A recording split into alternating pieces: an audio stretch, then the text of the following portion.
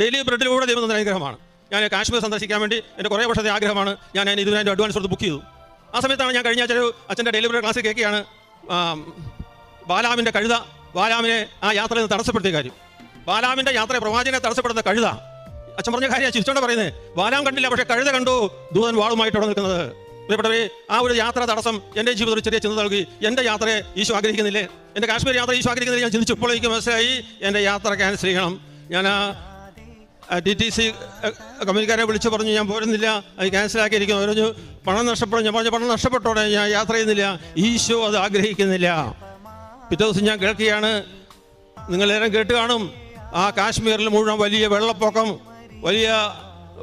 വെള്ളപ്പൊക്കമായിട്ട് ഒരുപാട് പേര് മരിക്കുന്നു. വലിയ ഗതാഗത തടസ്സം, വാഹനങ്ങൾ ഒഴുകിപ്പോകുന്നു.